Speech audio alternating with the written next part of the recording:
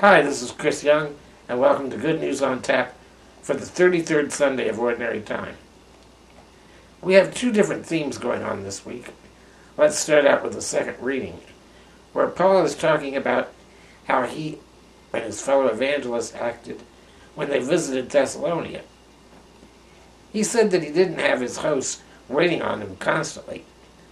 And basically he said anyone who wasn't willing to work didn't get to eat. Well, with Thanksgiving right around the corner, that's a message we need to contemplate.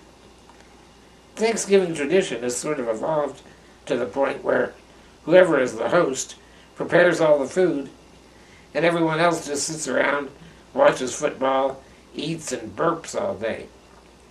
I seriously doubt that's the way the Pilgrims and the Indians did it centuries ago.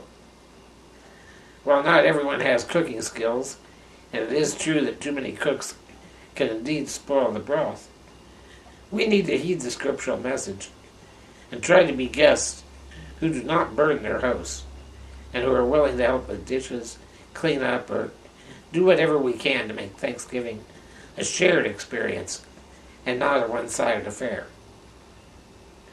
Paul has a solution for those who are not willing to put forth an effort. Basically, he tells them, work quietly and eat your own food. So let's roll up our sleeves, get to work, and don't be burdensome guests this Thanksgiving. It'll make it a much more pleasant holiday for everyone. Moving on to our other topic, this week's Gospel and Old Testament reading are a foreshadowing of the next few weeks because they talk about the end of time. That's because next week is the Feast of Christ the King, which is the end of the liturgical season. Both readings describe terrible events. Evildoers will be burnt to stubble. There'll be wars, famine, earthquakes, plague. It's not a pretty picture at all. Then Jesus goes on to say that on top of all that, his followers will be persecuted for their beliefs. I guess it's not enough that all these disasters are going to happen. Even when politics and Mother Nature are not beating you up, other people are going to be persecuting you for your beliefs. But in the end, Jesus promises not a hair on your head will be destroyed. By your perseverance, you will secure your lives.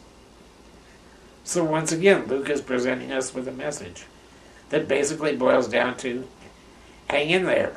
I've seen the end, and in the end, we win. If you look around at all the troubles in the world, you might think the end times are upon us, or at least very close. But Jesus also warns us not to jump the gun on these things. Don't be deceived by those who say that the end is coming soon. Over the next few weeks through the Feast of Christ the King and the 4 weeks of Advent, we'll hear lots more doom and gloom and end-of-the-world messages. Just keep reminding yourself that the joyful time of Christmas is right around the corner. And that's Good News on Tap for the 33rd Sunday of Ordinary Time.